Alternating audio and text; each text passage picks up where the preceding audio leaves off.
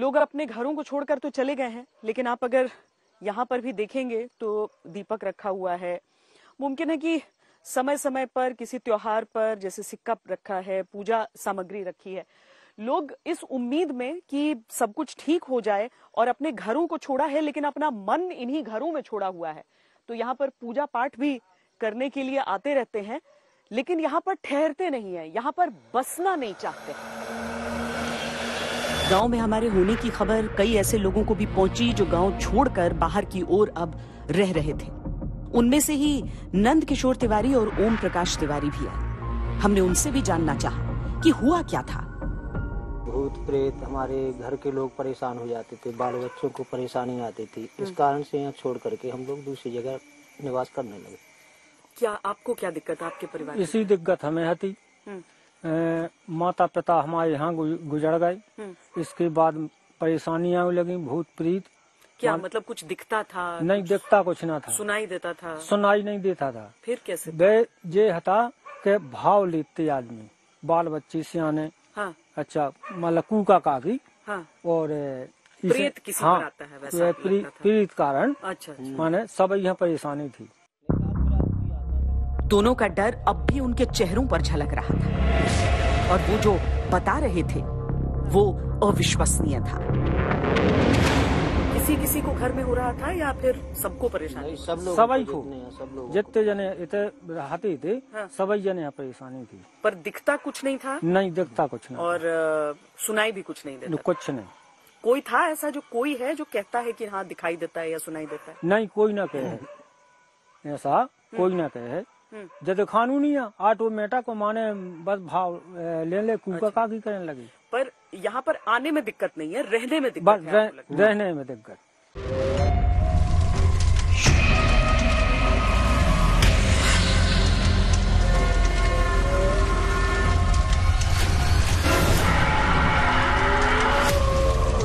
हमारे यहाँ पहुँचने का मकसद एक ही था, हम जान सकें कि क्या वजह है कि इस गांव में कोई रहना नहीं चाहता।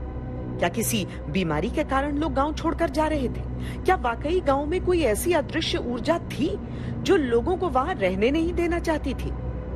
या ये केवल कोई भ्रम था जो अफवाहों के माध्यम से एक दूसरे से फैलता गया?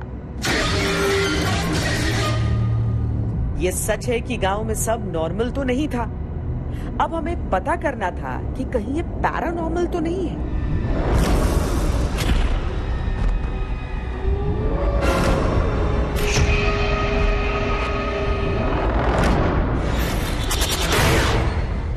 अद्भुत, अविश्वसनीय, अकल्पनीय की टीम ने इससे पहले भी कई जगहों का पैरानॉर्मल इन्वेस्टिगेशन किया था।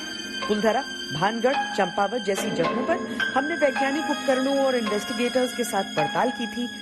अब हम मध्य प्रदेश के चौका गांव में थे।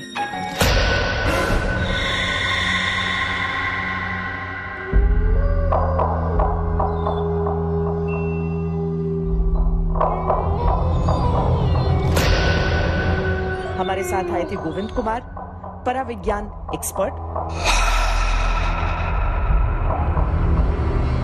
पैरानॉर्मल सोसाइटी ऑफ इंडिया के सदस्य गोविंद के पास ऐसी जगहों की पड़ताल करने का लंबा अनुभव है।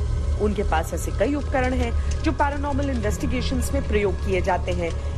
K2 meters, ghost meter, motion sensor lamp, Echovox और ईवीपी रिकॉर्डर। तो पैरानॉर्मल सोसाइटी ऑफ इंडिया की तरफ से गोविंद है हमारे साथ, उनका पूरा परिचय हम आपको दे ही चुके हैं।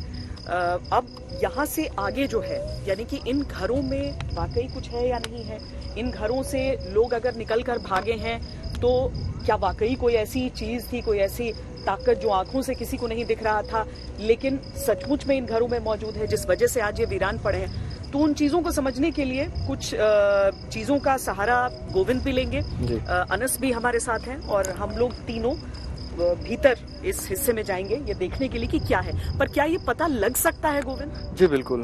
पैरानॉर्मल साइंस में कहा जाता है कि जो एनर्जीज होती है वो ईएमएफ फॉर्म में होती हैं। तो ये जो हमारा K2 मीटर होता है ईएमएफ को कैच करता है, जो भी आसपास ईएमएफ होगा बताएगा। ठीक है।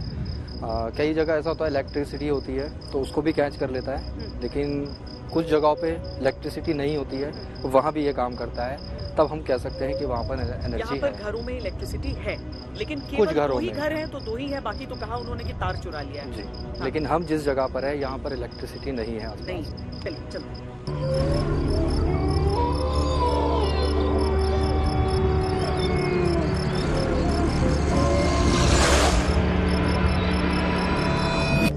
हमने अपनी पड़ताल शुरू की और एक खंडहर के पास अपने उपकरण लगा दिए।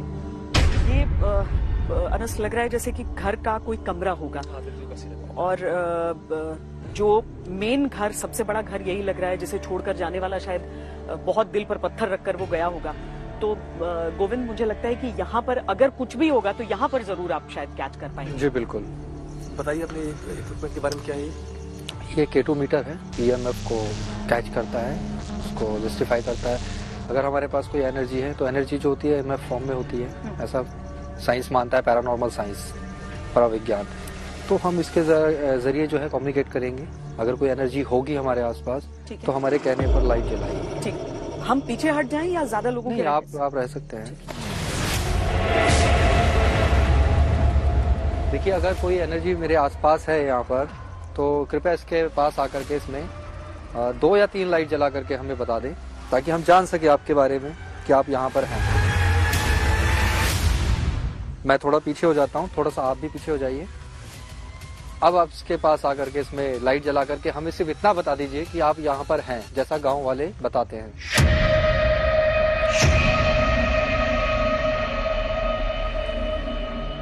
देखिए, अगर आप नहीं बताएंगे तो हम ये सोचेंगे गांव वाले जो है झूठ बोल रहे हैं, और ये सब एक वहम है लोगों का।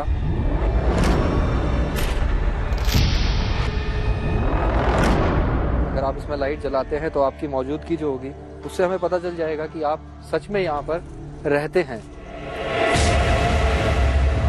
गोविंद के कई सवालों के बाद भी K2 मीटर में कोई हलचल नहीं हो रही थी। सिर्फ आपसे बात करना चाहते हैं, कुछ चीजें हैं जो जानना चाहते हैं हम, वो चीजें हम जो है सिर्फ आपसे ही जान सकते हैं यहाँ के बारे में। इस जगह को जिस तरीके से कहा जा रहा है कि यहाँ पे लोग डर रहे हैं, और डर जो है सिर्फ आपकी वजह से, तो हम समझ जाएं कि ये सब झूठ है, अंधविश्वास है लोगों का।